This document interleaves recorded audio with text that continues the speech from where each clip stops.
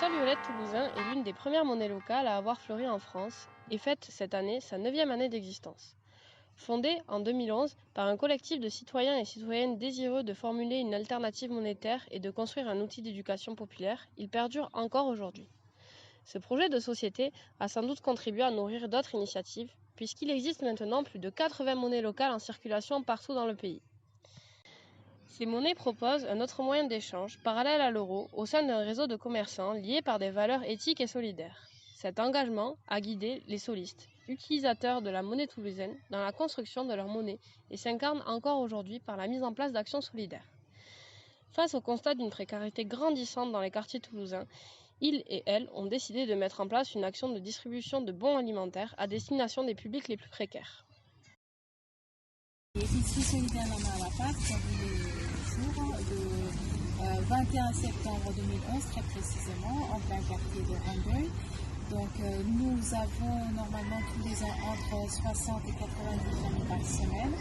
Les familles qui viennent ici sont pour la plupart les familles monoparentales, les étudiants, les retraités, des personnes qui travaillent mais qui ont un salaire précaire.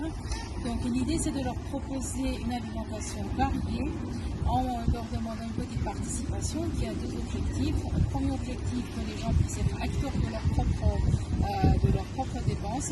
Et deuxièmement, qui a également une valeur psychologique, que les gens puissent dire on va faire les courses, on ne demande pas la charité et qu'on ne nous donne pas les produits gratuitement. Depuis la crise sanitaire et l'épidémie qui a fait des ravages, donc effectivement, les ravages c'était pas uniquement sur le plan sanitaire, il y a également sur le plan social.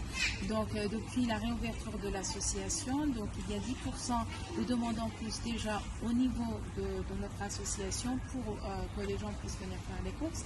Nous commençons également à proposer des colis d'urgence, parfois en partenariat avec d'autres structures.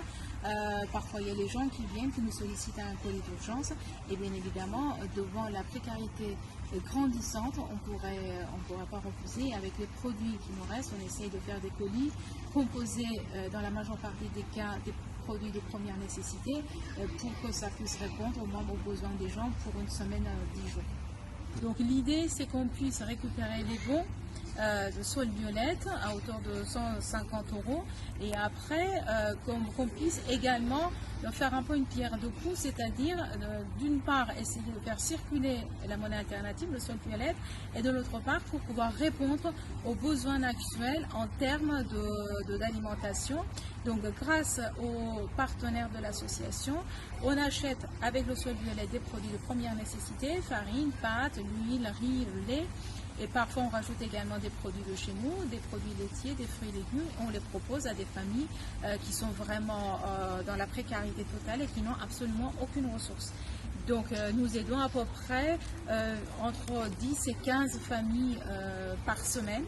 Et pour le moment, on va aider les gens jusqu'à fin juillet, mais étant donné la précarité importante, je pense qu'on sera obligé bien évidemment de reprendre nos actions à partir de la rentrée.